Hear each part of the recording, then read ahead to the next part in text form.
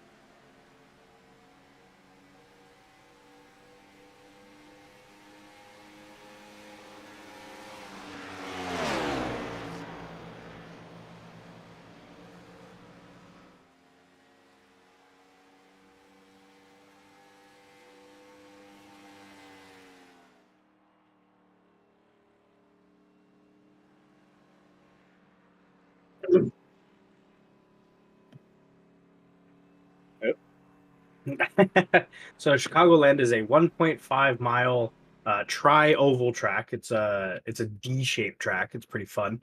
Um, it opened up in 2001. It's relatively newer track, I guess, in terms of where we're at. It looks like we're getting ready to line up here as Bob is hopefully fixing his mic. Yeah, Um, let's take a look here.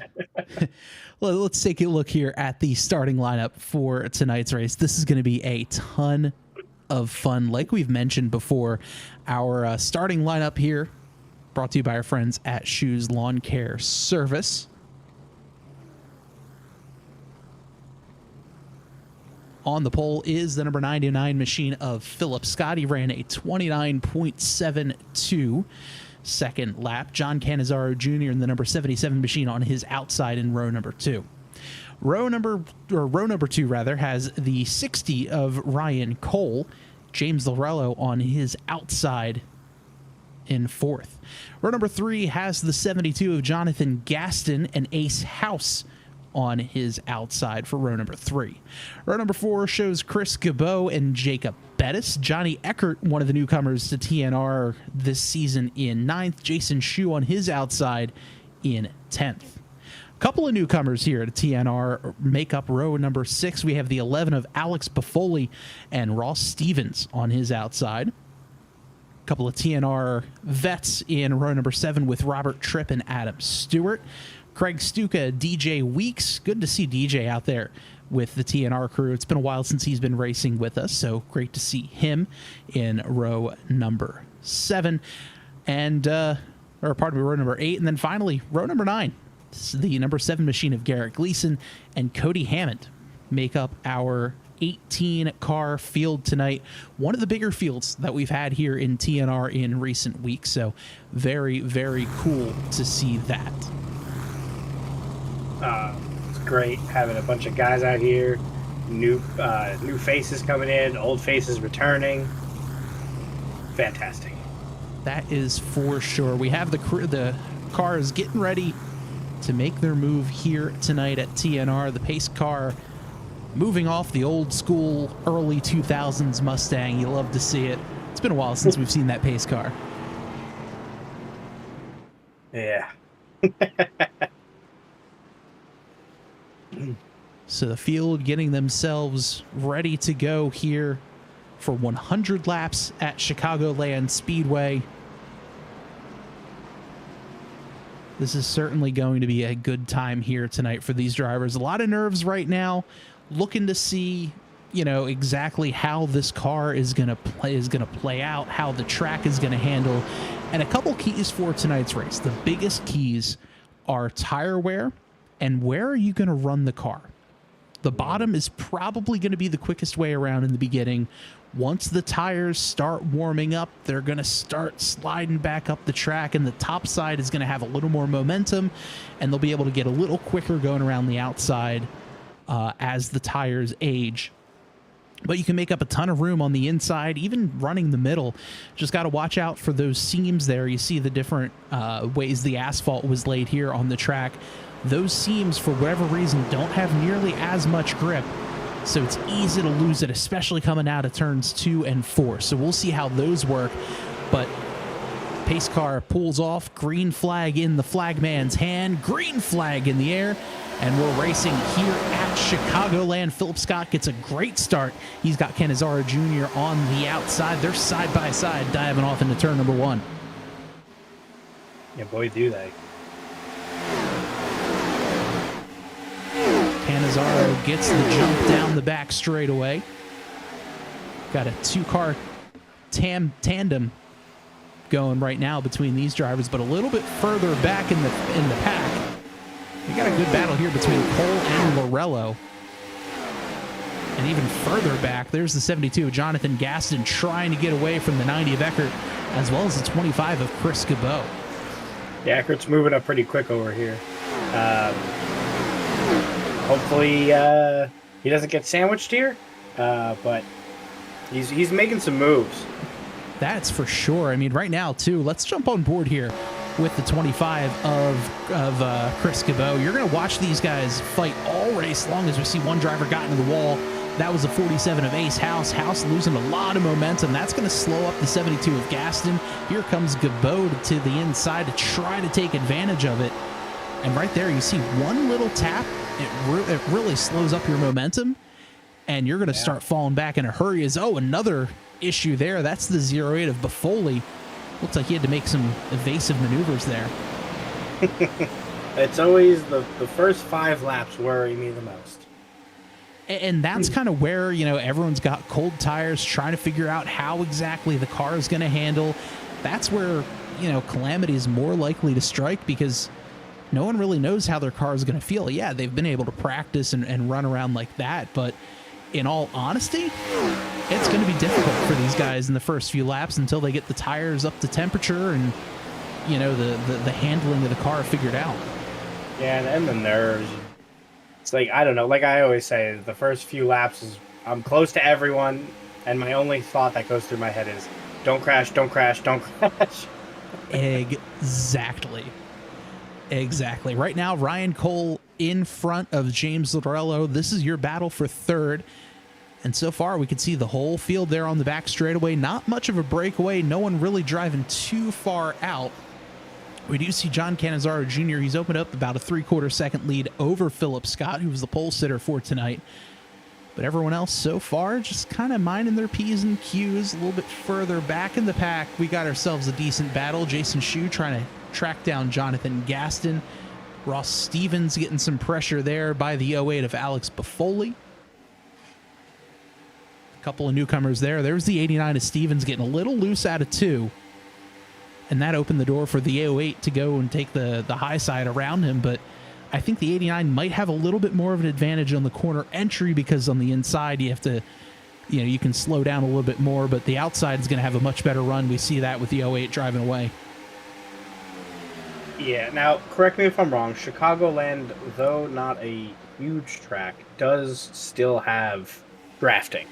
Oh, yeah. Aero is going to be very important here. It's not a restrictor plate race like we'd see at Daytona and Talladega, but aerodynamics is going to be key.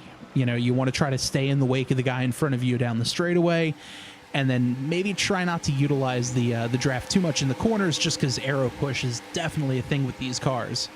And for those of us, not me, because I'm a seasoned veteran now. Oh, of course. For those of us who don't know what that means.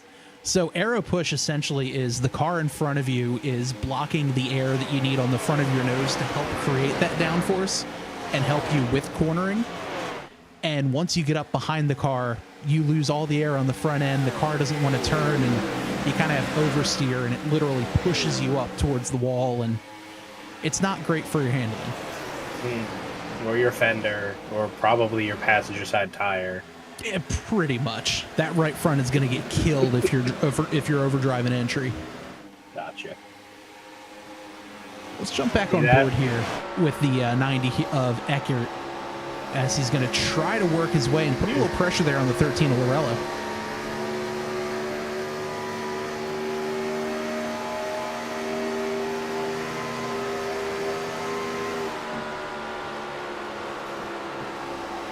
Tyler Avery in the chat earlier saying, good evening all. It's time for another fantastic evening of watching virtual automobiles go fast in circles. Go 77, go 60. Cody777 says, hello. Hello, Cody. Same with Ryan Newman fan. As well as 4 a.m. watch. Always fun to bring these races to everyone here in the TNR family. Right now, though, we've got ourselves a great battle. Yeah, we do.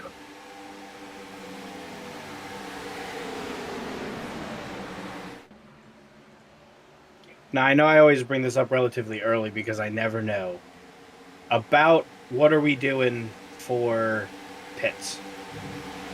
As of right now, I would assume we're going to try to stop this one in threes like we did last week at Iowa. So we'll probably see maybe 40-80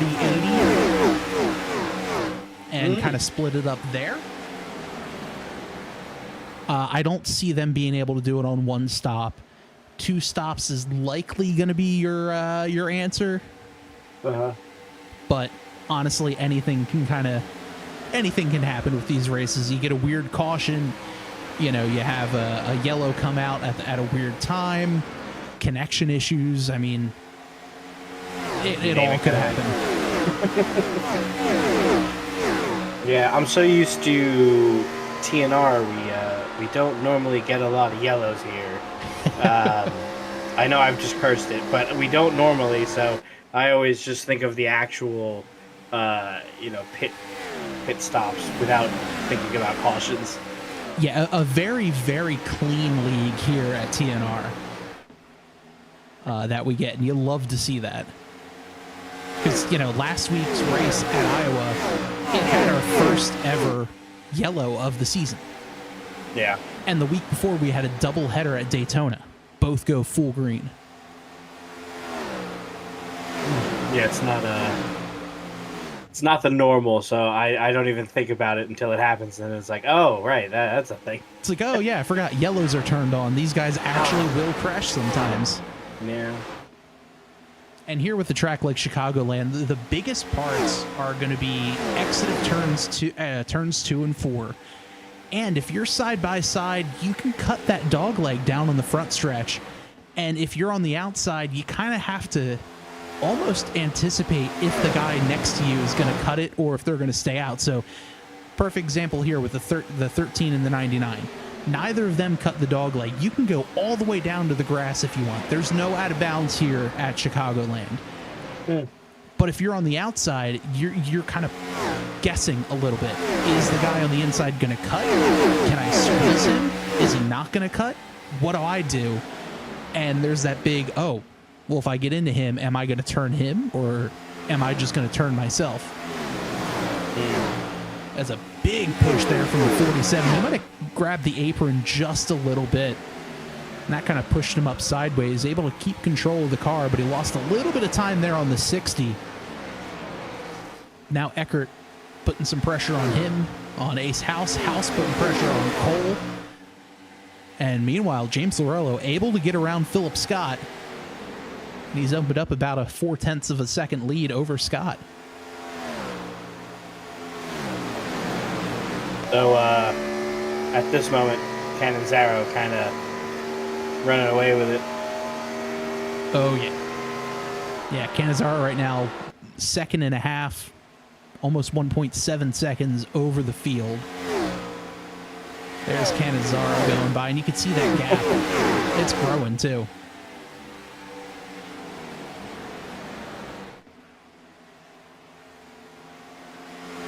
I feel like sometimes with him, I feel like he just puts headphones on. It's just like, yep, I'm going to go do my thing. Yeah, he just gets locked in, and he's just going to hit the ground running. They call him the wild child for a reason. Yeah. And every time we talk to him, do you have a plan? Nope. Nope. I don't even practice. I don't even know where we're racing today. Maybe this is my fault. I gave him a week notice. That's right. You did tell him where we're racing next week, so yeah, this might be my fault. If he runs away and laps the field, I'm just going to blame you. We just can't tell John where the next race is. Yeah, we have to blindfold him. Mind you, it's in the Discord, so I did spend time building that schedule and making the graphic for it, okay? Yeah, but you can lead a horse to water or something. Not to mention the fact that I used a screenshot from one of my own personal races to have my car in the background of it, but we're fine. We ignore those things. Self-promotion. Yeah, just a little something. Oh, Ace House, I believe, took said dog leg. Yep, just kind of cutting down there. You're going to gain a little bit of time on some other drivers just by, virtue of taking the shortest distance around. But you do also have to worry about the banking because that's relatively flat down on the bottom. And there is a bit of banking there through the front stretch. So, it's one of those things where, you know what, it will be slightly quicker, but it's going to upset the car. And how much do you want to do that? I was going to say, is there major drawbacks to going towards the bottom other than the banking? Does it burn the tires quicker? What are the drawbacks? Not really. I mean, unless you're hitting it real hard and sliding the tires, you're not doing too much. But it's just kind of annoying to go down there and having to try to catch the car, chase the car, just in case you make a mistake.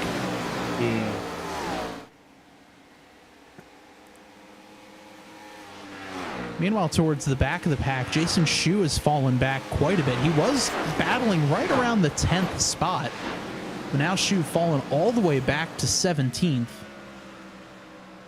Not seeing, he got a little bit of damage there on that right front, so he might have caught the wall a bit and might have fallen back just a tiny bit.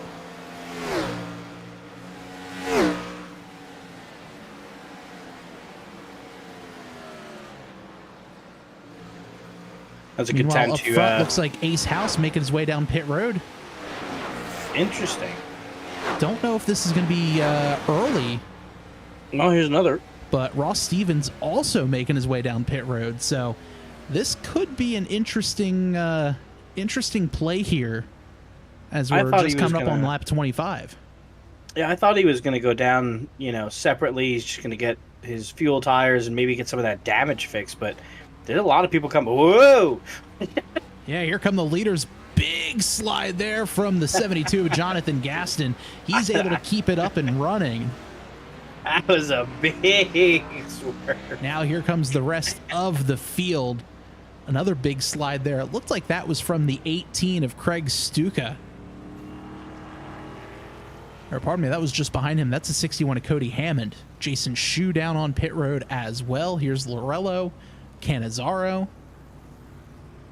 Yeah, so it seems like everybody kind of had the same play, huh? And look at that. Look at that gap. Completely erased. Oh, here comes the 13 of Lorello making his way around the 77 of Cannizzaro. They're side by side on the flat. You don't want to push out too much if you're Cannizzaro, because once you cross over that white line on the track before you get to the blue line on the backstretch, that's a penalty. You have to come down and do a drive-through. Oof. So they're able to save it and make it out fairly cleanly. Yeah. And with a drive-through doesn't sound too bad until you realize that the pits are like, what, 55, 45? Yeah, I mean, right now, let's take a look here. Here's Chris Gabot. Gabot's down on pit road right now. If we pull up the dashboard here for Gabot, he's going 60 miles an hour. Yeah. So. Now up to 62, 63. So even if it is a fairly fast pit road, everyone else, 170 miles an hour. And that's middle of the corner on fresh tires. Yeah. Yeah, top speed right now, down 197, just diving into turn one. Ooh.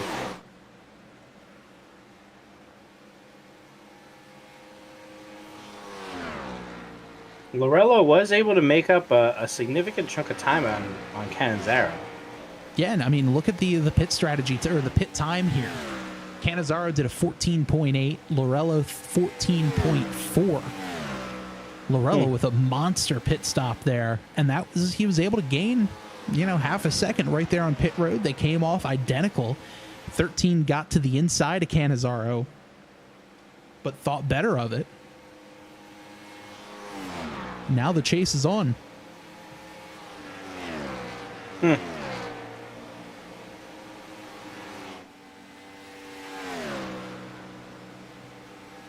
Now's as good a time as ever to mention our cameras.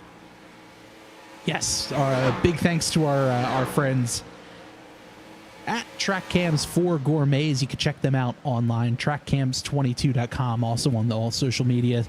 Those folks put on a great job with the cameras. They actually just came out with a brand new oval racing camera pack, and certainly something I'm going to have to dip into my pockets to update these cameras because they're great and I need more. Yeah, you guys will be seeing them. Don't worry. Especially when it comes to Irwindale in a few weeks. That is going to be great. Taking a look at the schedule here. Next weekend, we're at Michigan. Huge 2-mile track, high speed. With these Gen 4 cars, we're going to see speeds over 200 miles an hour into the corners. That's going to be fun. And Irwindale Speedway coming up in 2 weeks is going to be awesome. I love that track. It's one of my favorite short tracks. The fastest way around the track is right up against the wall. Hard to pass unless you're trying to throw a real big diving line down low. We're going to see some bumping fenders and some interesting racing lines all week long, or all race long there. Speaking of racing lines, Lorello actually gaining on Cannizzaro a little bit. Yeah, look at that. Now down to 3/4 of a second and shrinking. Even taking a look here at the lap time. That time by Cannizzaro, 2 seconds slower than Lorello. Yeah, he's making that gap real quick. Look at him go. Just chipping away. And if I'm Is Lorello, that just getting into the draft line?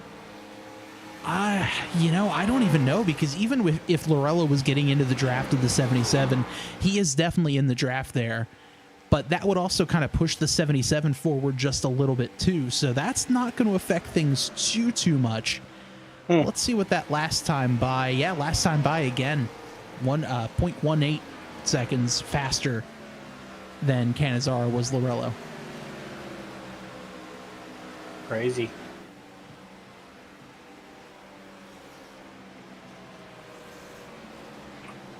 I guess Lorello just kind of hitting his stride. Yeah, just kind of racing, just putting in laps, just trying to see what he can do. Meanwhile, we got a battle now for P10 or P9. There's Jacob Bettis in that number 24, the Wounded Warrior Project machine. Beautiful looking race car. DJ Weeks to the inside. He's going to get around the 24. So we'll move Weeks up to 9, move Bettis back down to 10th. And trailing them just ever so slightly is going to be the 94, the 4 of Adam Stewart in that Welts clothing machine.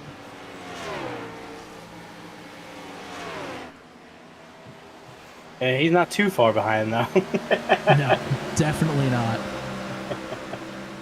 As we have the drone cam here down the front straightaway.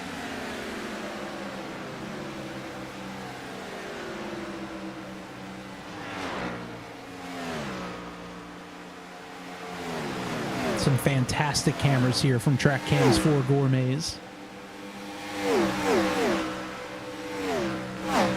This is definitely one of the better battles on the racetrack, but as I'm saying that, we got company up in the front. Lorello has caught Cannizzaro. And now this is your big gap.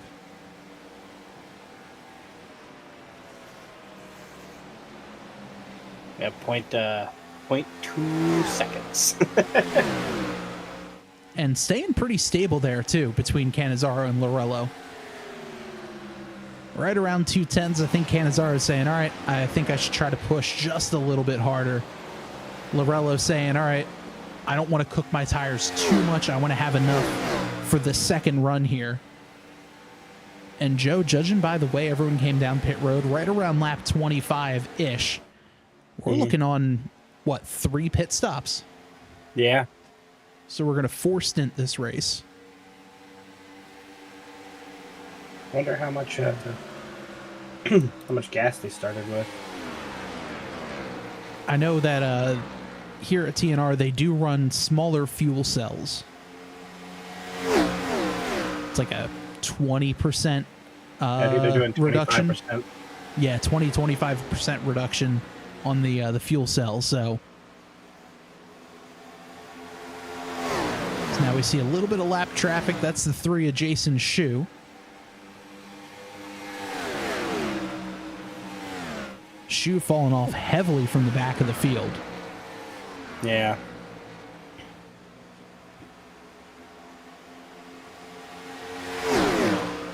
I don't think he exactly wants them to pass him. No, he would much rather stay on the lead lap.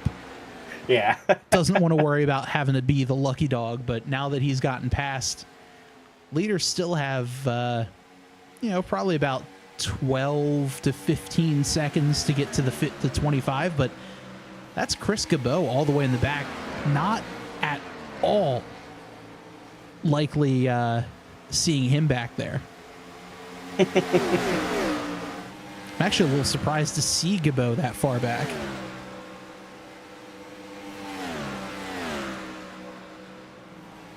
Yeah, it's one of those. There's a big field out here today, and which is fantastic, obviously. But you never know what's going to happen. You never know, who's going to be where.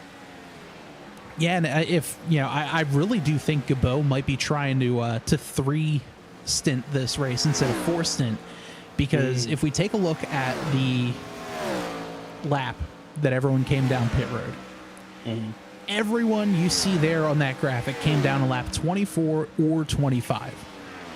Chris Gabeau came down on lap 26. So it's about 2 laps difference. Not too wild and crazy of an option there. But if I'm Gabeau slowing things down, maybe you're trying to bank for a caution a little bit later on during green flag pit stops. We've seen crazy things like that happen before. Maybe he's trying to sit there and say, you know what?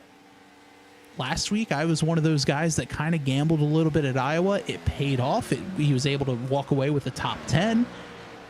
Maybe he's trying to do something like that again and just conserve as much as possible. Yeah, he's going to be slow in the beginning of the race, but no one pays points for lap 40.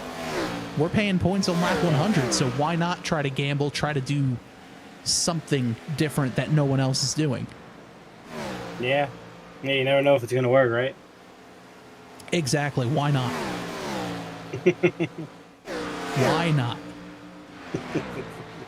Right now, though, the leaders fighting like this between Cannizzaro and Lorello. Johnny Eckert has been closing the gap ever so slightly between Eckert and Lorello. That time by Lorello was about a 10th faster, but before then, Eckert was starting to close the door about 0.2 or so a lap.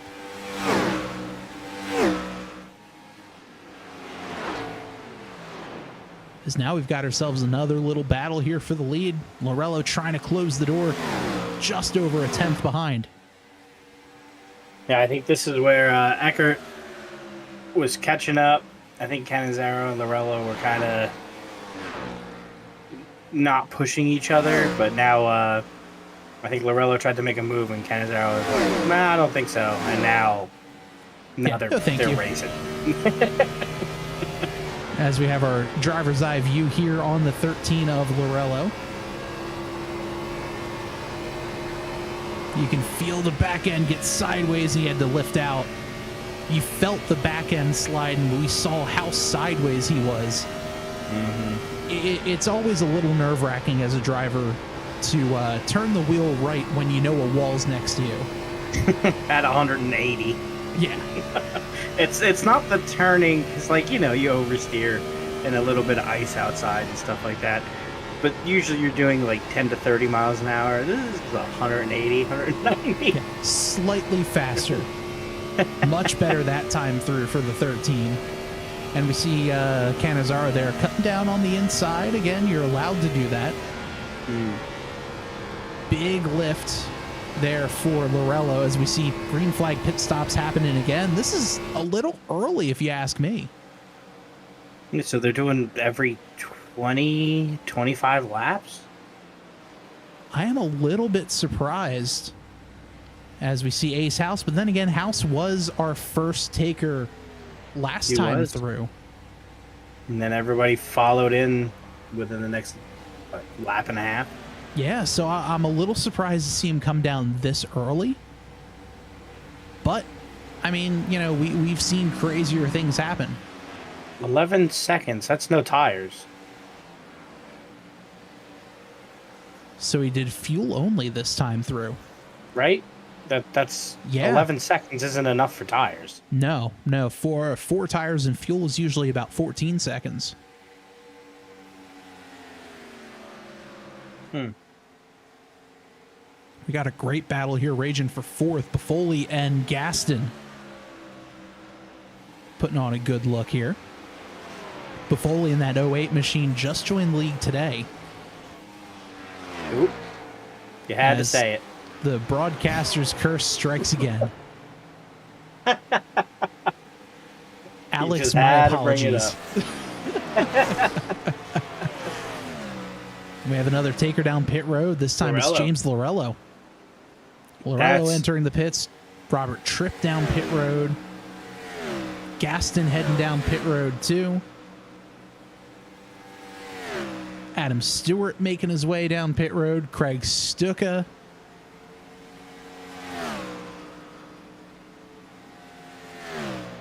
Who else is making their way down? It should be the majority of people. Here comes the 77 of John Cannizzaro. He makes it down with no issues. Yeah, here comes another gaggle. Philip Scott, Alex Buffoli, DJ Weeks, Jason Shue. More drivers heading down. That's going to relinquish the lead, for now at least, to the 90 of Johnny Eckert. Eckert running the bottom, trying to get down on pit road. Little wiggle there. But he's going to hit pit road with no issues. I would assume, yep, that's going to bring Ryan Cole. Jacob Bettis is going to be the next driver who may or may not be inheriting the lead. Here comes Bettis now. Bettis will not drive down pit road. I'm not even sure if Bettis led that lap, depending on where the drivers are on pit road themselves. Yeah.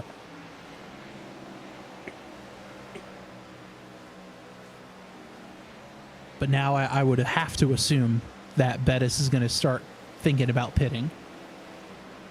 Yeah, I would. Because now unless that he's out trying to do in front, yep, nope, he's coming down pit road right here. A little hot. Little hot. Able to get it down under that 60-mile-an-hour speed limit, though. A little touch and go, but he's able to get it done.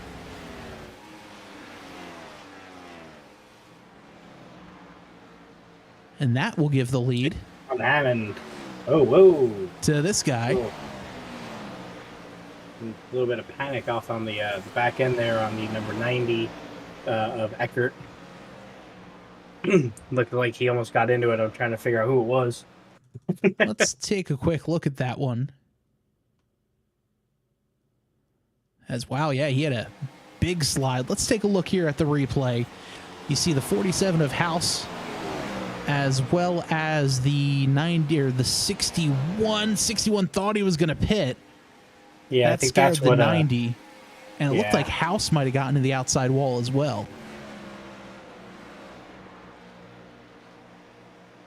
But all is well. Cannizzaro back in the lead over Lorello before pit stops. They were about, you know, let's call it 0.2 of a second separating them, give or take. Now that leads back up to 0.4. So Cannizzaro has picked up about 0.2 in that fight. And the pit lane time for both of them, almost identical. 42.1 for Lorello, 42 flat for Cannizzaro. That makes up for one of those tenths of a second. And then the pit stop time, well, there's your gap right there. There's 3 tenths. 3 plus 1 is 4. There we go. Sometimes obviously there's other math's factors not. involved, but and as always, I remind everyone I went to school for broadcasting and not for math. Your results may vary. Yes, we have 44 left. We are I was not over expecting. halfway. Can I was confirm. not. I was not expecting so many pit stops. You know, I was a little bit surprised as well, but I think with the way this track is, you're in the gas a lot here. Not a whole lot of braking as well. You're just kind of lifting off. You're going to use a little bit more fuel just because of the nature of the track and the fact that they're almost hitting 200 miles an hour. So that definitely makes sense, but I honestly, I tend to agree. I thought they'd maybe do about 35 laps on a tank, but being 10 laps off like that was definitely surprising. Yeah. As Cannizzaro is starting to drive away with it again. Yeah, he's just got that clean air. He's going to drive out front. And we do have to remind anyone watching at home, back on this past Wednesday night on the Tabletop Trio podcast, we were playing a game called Ito. And there was a argument over whether or not socks are a good gift. And Cannizzaro promised, and he told us on Wednesday night, if he gets interviewed tonight, he is going to bring up and give us his thoughts on socks as a gift. Yeah, I totally So forgot we're about going to that. have to see if he remembered that, A, and B, what his thoughts are. Because I believe the exact quote was, "Those are dad gifts." Yeah, indeed. That was, I believe that's what it was. So we're gonna have to see if John holds up on his side of the bargain, should he be on the podium for tonight's race. But we still have plenty of time to go here. Coming to 39 or 40 laps to go. And he's opened up about a second and a half over Lorello.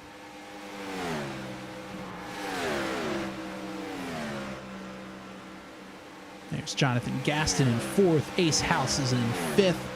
There's Philip Scott. Scott started on the pole and just kind of fell back. Wasn't able to lead a lap yet this race. Just some stacked competition for this one here at Chicagoland.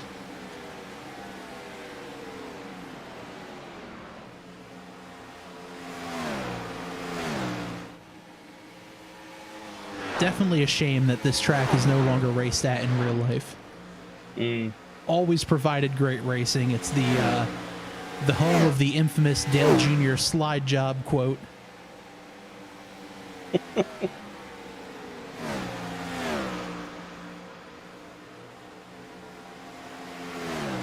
But right now, everyone's just kind of minding their P's and Q's. Good battle now on the track between these two. That's the 47 of Ace House. His cheering section in the comments here. Justin House saying, "Let's go Ace House and Ross Stevens." As we see Ryan Cole get there, and oh, trouble. You just have to say it, right? I am no longer going to say someone is having a good race. That is two so far. That as I say they're having a good run, something happens.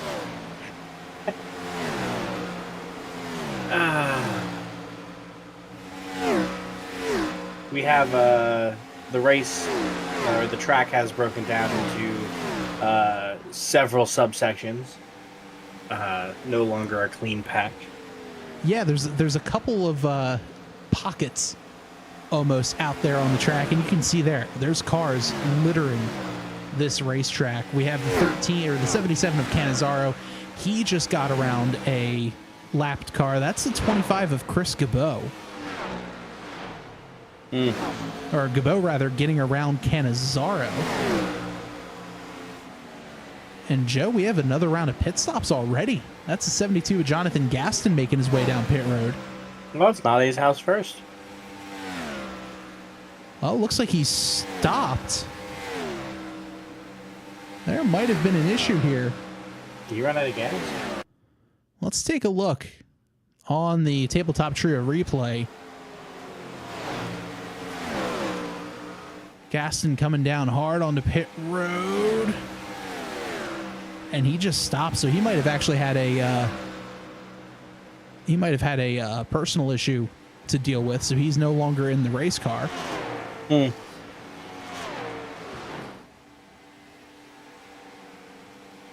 try to go back live. There we go. Proud of you. Hey, sometimes SDK just does not feel like doing anything for me. I understand completely. It just kind of got a little confused and decided to throw our logo up on the screen. And you know what?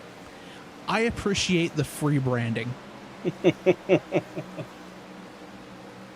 was just trying to help us out, I guess. Yeah. Here's a little battle now for second as Johnny Eckert trying to put a little bit of pressure there on that number 13 machine.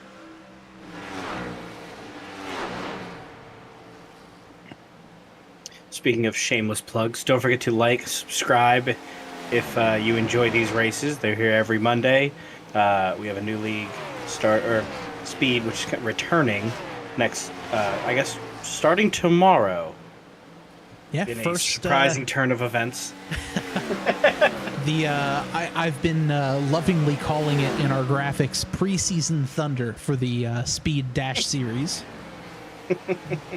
The mini stocks, they're racing short tracks on both dirt and asphalt. Qualifiers, 15-minute heats, plus a roughly 70-lap main race. All in about an hour of your time. So if you're interested, make sure you check them out. iRaceSpeed.com is their website.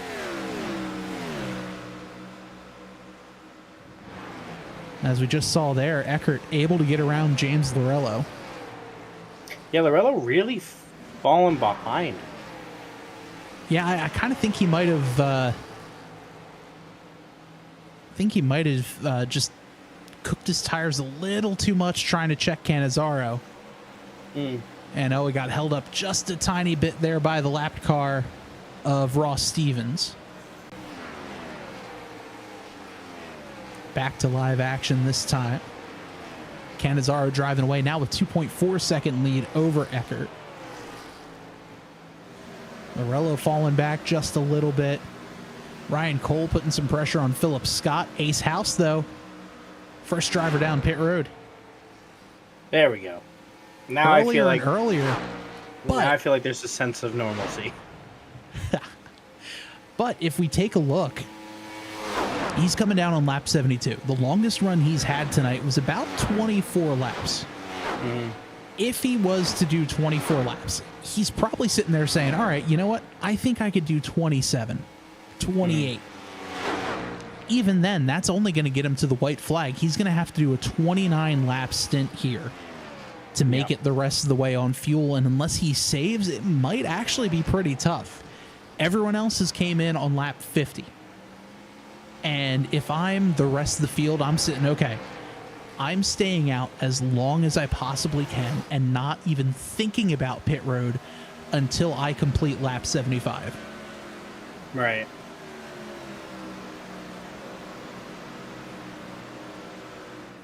But let's see what the rest of the field thinks.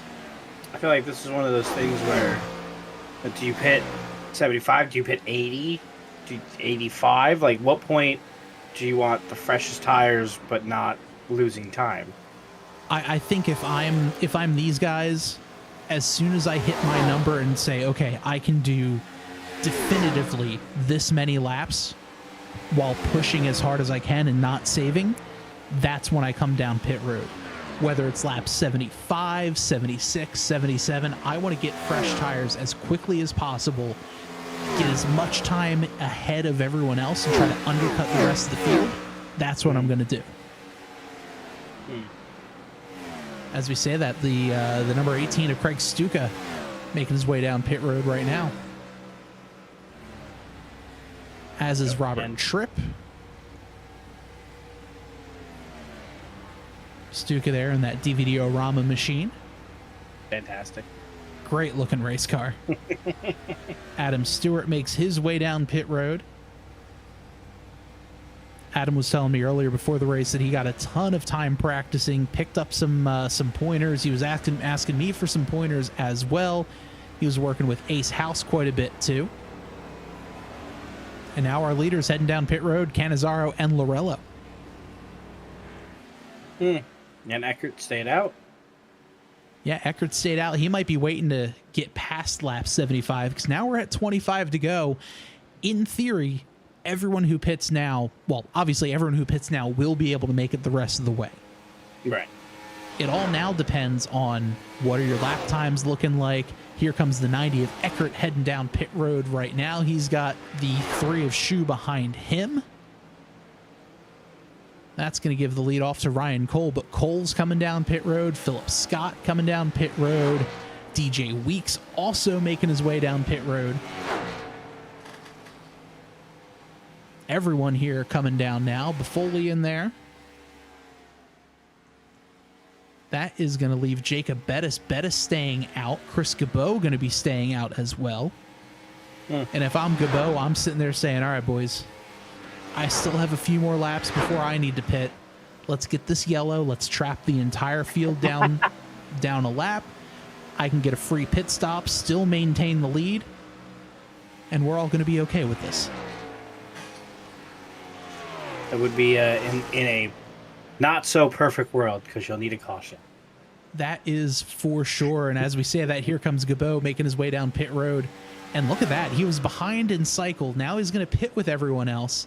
It may not keep him up in the top 5, but he's still going to be right there with the rest of the field. Bettis makes his way as well. That's going to relinquish the lead to this guy yet again, John Cannizzaro Jr. Yeah, Lorello falling back real hard this time. Almost 6 seconds behind. Yeah, and I'm a little surprised there. I don't know if he just had a hard time getting off a pit road or if there was an additional issue, but Lorello really falling back.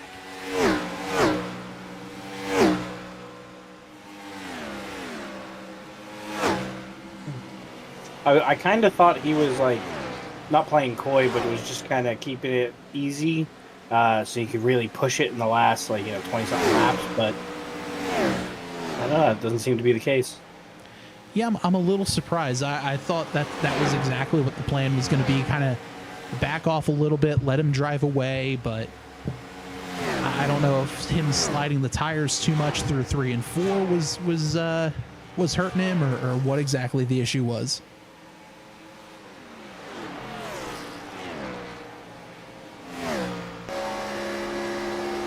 And did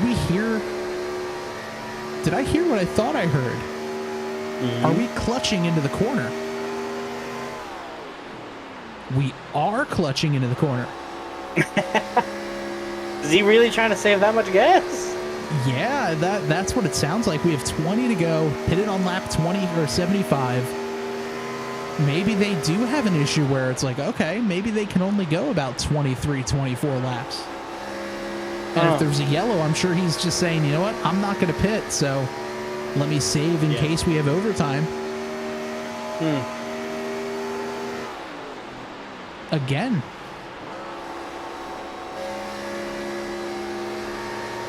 I think he can clutch and still pass is insane. I think that just shows how fast that number 77 machine is. And I'm interested to hear, is Eckert also clutching in here? Or does Eckert think he's good to go on fuel? Nope, Eckert is not clutching. he's got to catch up. I don't think he can clutch. No, and look at that. With the way Cannizzaro's clutching in, Eckert not. This is going to be fun. Stuka making another trip down pit road. That's a little quick, no? I think so. I mean, unless he had a penalty or something, but he was just down on pit road a couple of laps ago.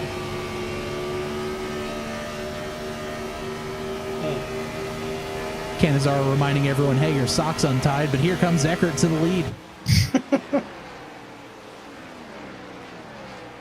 17 to go. Johnny Eckert taking a peek to the inside. They're getting a little tight out of turn 2, but they're side by side.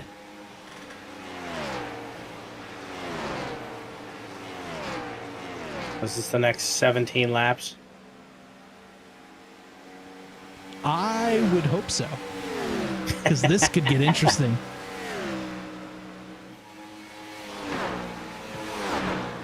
$16 laps to go. This is the gap for the win. Cannizzaro just trailing Eckert after leading the majority of the race. If you want to see where your favorite driver is out on the racetrack, here is the track map.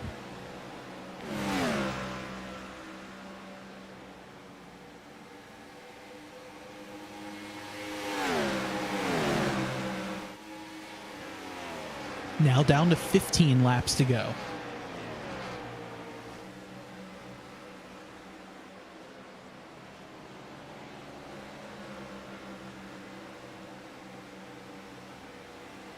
Cannizzaro slower that time over the past few laps. As Eckert, little bobble out of turn 4. That's going to get Cannizzaro right on his back bumper. Cannizzaro was faster that time through. And Eckert in the wall. Ooh. I mean, it's a pretty good recovery. He only lost about 0.8 seconds, but that's a far back with 14 to go. Yeah, huge mistake there for the 90 of Johnny Eckert. Let's take a quick look to see exactly what happened there. As Eckert, I think he just got a little too high entering turn 1. The wall jets out just a little bit. Yeah, just kind of chased the wall up a little too much, and he hit hard too. Yeah. Though it doesn't look like he took any noticeable damage because he is right back. Yeah, right on the back bumper of Cannizzaro. But I believe it's probably Cannizzaro was clutching again. I'm going to go out on a limb and assume. Let's take a listen here. Yep, still clutching in. That's going to bring Eckert a little bit closer now, 0.2 of a second.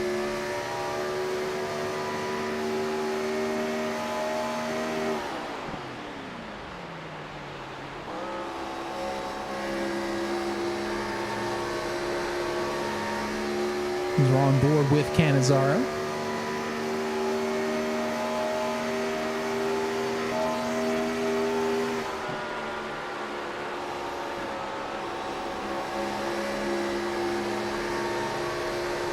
Battle of New Yorkers between Cannizzaro and Eckert. This is the two drivers you don't want to be next to each other at the lead. They're both from New York.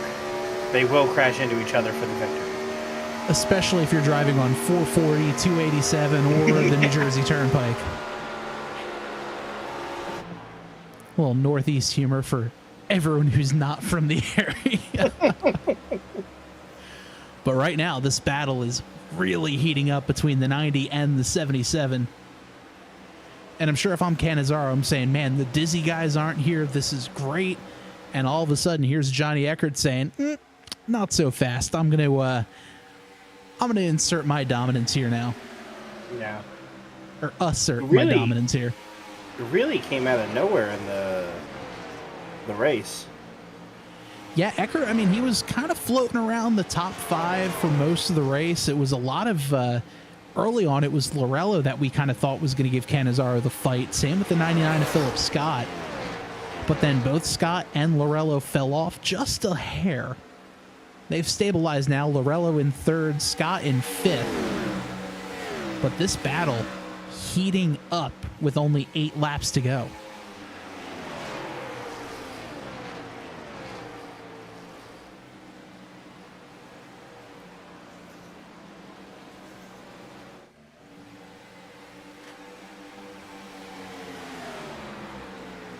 These guys also have the 25 of Chris Gabot, who's trying to fight to get his lap back. Yeah. And that's going to be important. If Gabot gets his lap back, he can restart in 10th. If he has to take the lucky dog, he's going to be restarting all the way back in about 15th or 16th, technically. Just because the way the lapped cars are lined up, and the lucky dog always starts tail end of the field. So he's going to try to get his lap back the hard way, and should a yellow come out, he'll be lined up where he should be, and that strategy is going to look real good for him. Yeah. But the clock is ticking away as Cannizzaro leads over Eckert by about half a second now.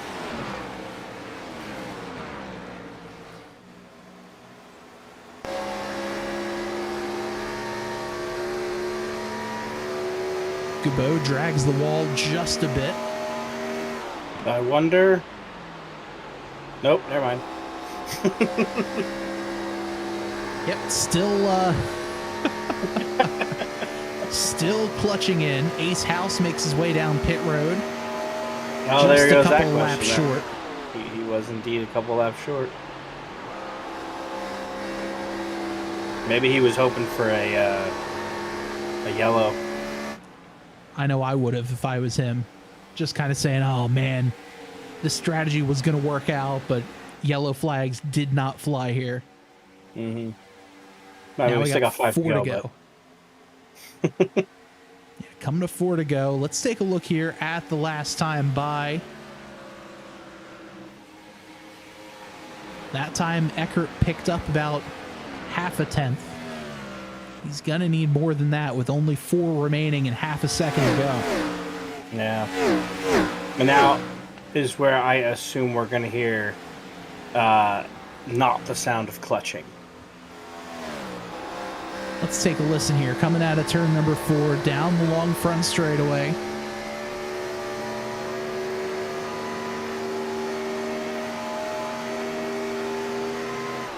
.193 into the corner. That time, Eckert was 0.2 faster. Cannizzaro did clutch, but not as much. Eckert closing the gap now 0.3 of a second behind Cannizzaro. I really wonder if he's that worried about running out of gas. It might be close. I thought he was just holding off for the last 3 to go so he could really let loose, but he might actually be worried about that much gas. He very well could. And look at how much Eckert was able to pick up on him. 2 to go. Just over 0.1 of a second. Last 3 laps, Eckert has closed the gap immensely. He's right there. 1 car length separates the leaders through turns 3 and 4 on the penultimate lap. White flag in the air. Here comes Cannizzaro. Eckert takes a peek down low. He's not going to be able to get to him, but he might be showing Cannizzaro saying, hey man, I'm here. Oh, into the wall goes the 90, but that's not enough to stop him. Half a car length now between the 90 and the 77. Big battle brewing here. White flag into turn number 3.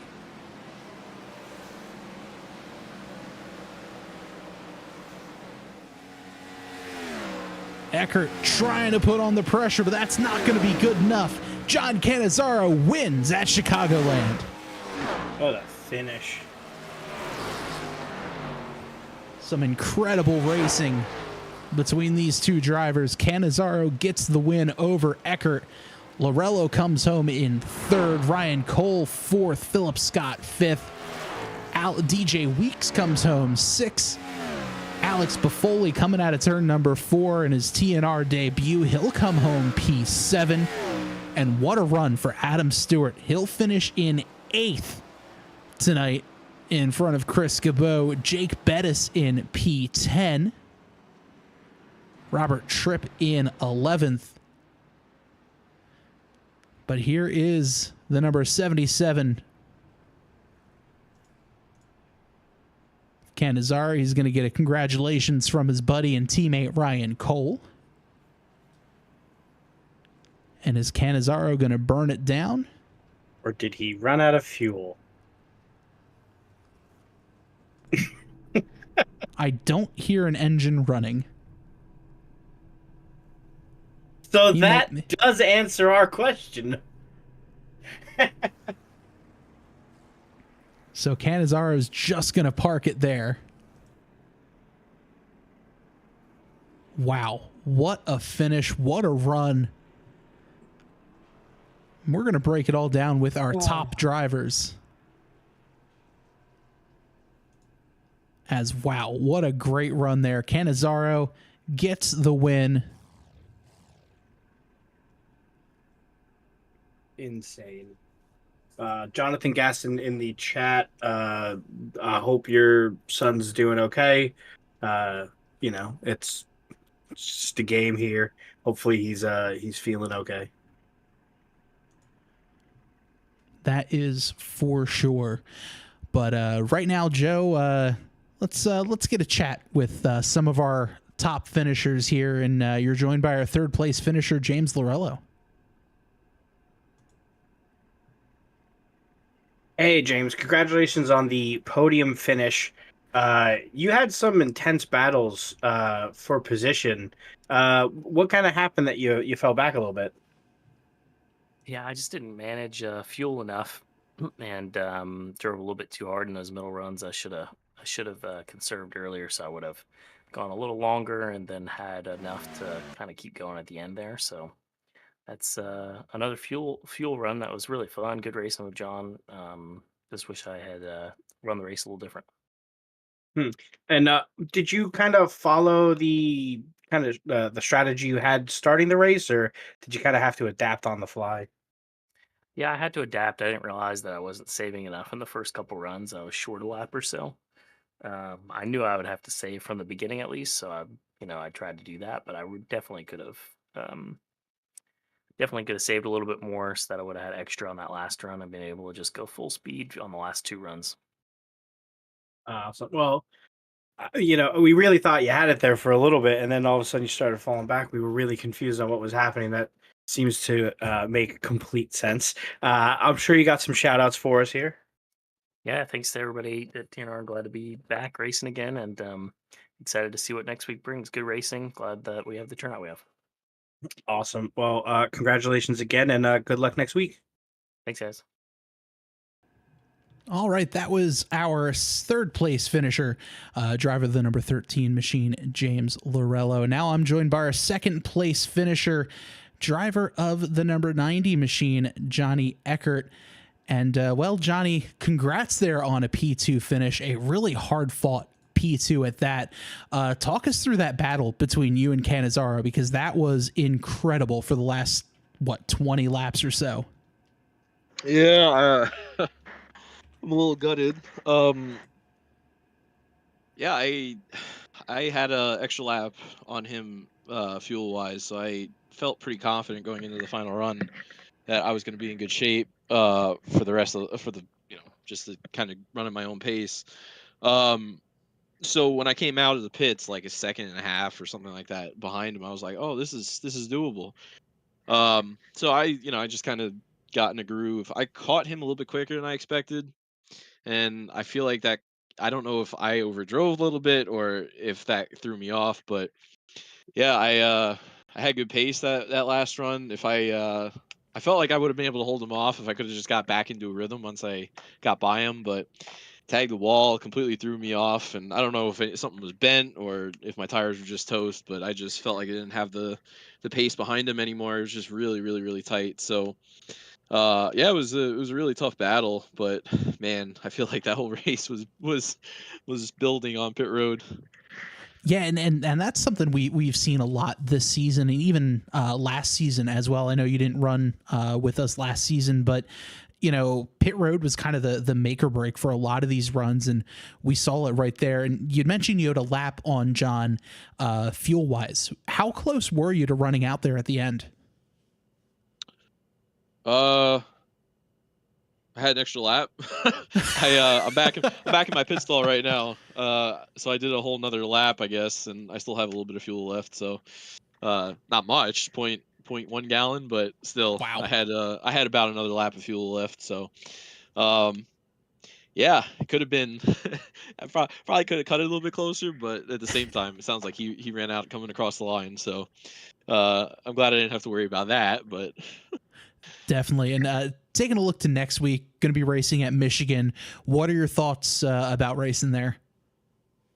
yeah, I mean, Michigan's a fun track. I haven't driven these cars in a while. I haven't driven the twisted bodies in a minute, so that's part of the reason why I think I got in the wall. But yeah, Michigan's super high speed, so I imagine it's going to be a little bit of keeping your tires under you, and a lot of well, assuming fuel is a similar situation, a lot of just trying to manage your pace a little bit as to not overexert yourself, and maybe force yourself into an extra pit stop if you could avoid it. So yeah, it should be a fun race. Should be a good time. That's for sure. Well, Johnny, before we let you go, I'm sure you have some shout outs, so let's hear them. Well, first off, thank you guys for broadcasting. Thanks to the league owners for having me again. Shout out to Jake Bustos, who's currently deployed.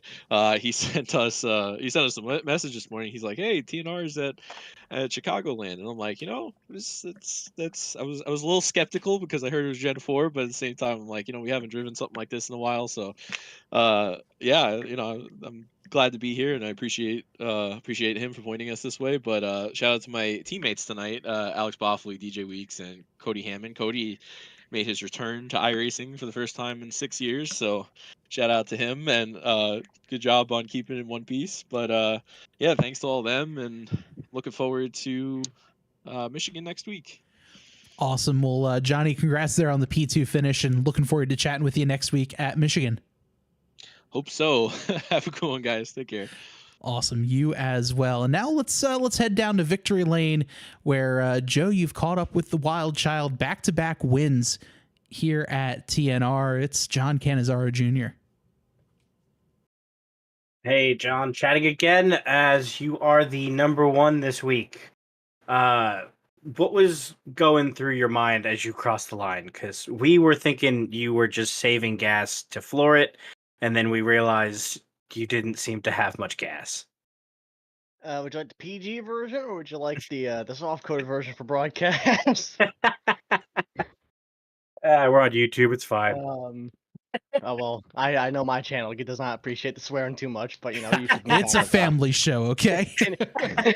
But so I kind of almost screwed myself on that first run. We had a full tank at 26 laps, and I thought that if I could just go 50 to 75, I could just run that last stint as hard as I wanted to, and I'd just pull a lead out and run as safe as I wanted to. It turns out you can't do that. As soon as you'd hit the gas in these things, it would start chugging fuel as if there was just nothing. And that entire I came on the second pit stop, I came down with 0.2 in the tank. I had to idle it down pit road. Then I get to 75 and I pit, and I'm going, oh, this is great. I'll make it to the end. I'll be perfectly fine. Go out, set fastest time, go pull this big lead out. Doesn't work. I'm a lap short. Clutching it, then he catches me, and then I have to race him, otherwise I'm gonna lose the lead to him and I'll never get it back because I'm gonna have to keep saving. So then I get back in front of him, then I gotta start clutching again. Then he throws it in the outside wall, thank God for me.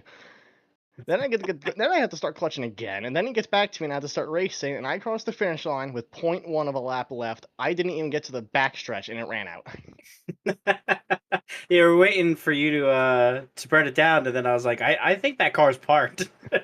I didn't even get to do my world famous burnout down the front stretch. What am I supposed to do with myself?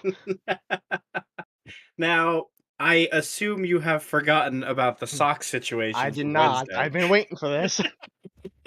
The floor is yours. We will make this quick and easy. It is very simple. Socks are only a present for mother-in-laws, father-in-laws you don't like, and old people. It is that simple. I I completely agree. And do you have some shout outs for us today? I gotta thank Tyler Avery. He paints all my my Gen 4 cars. He does a lot of work for me. He painted Ryan Cole's car too. My teammate there. He had a good race too. Ryan just decided not to race it today. What a bum he is. You guys put on the broadcast. You know, we have a lot of fun, obviously. And my father was watching. He was wrapping a bunch of quarters as we were doing this and making fun of me for not knowing how to save gas correctly. I've never clutched and coasted a race car before, so that was definitely a new experience.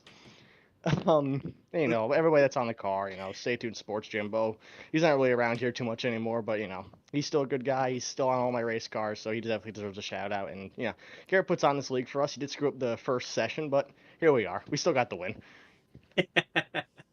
Well, congratulations again, and maybe we'll see you next week for a triple win.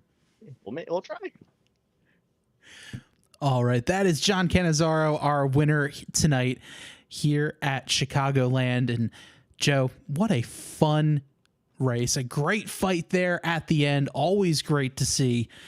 And yeah, I think we're going to have some fun here for the rest of this season. Next week, again, like we said, at Michigan. But for tonight's race, John Cannizzaro Jr. gets the win over Johnny Eckert and James Lorello.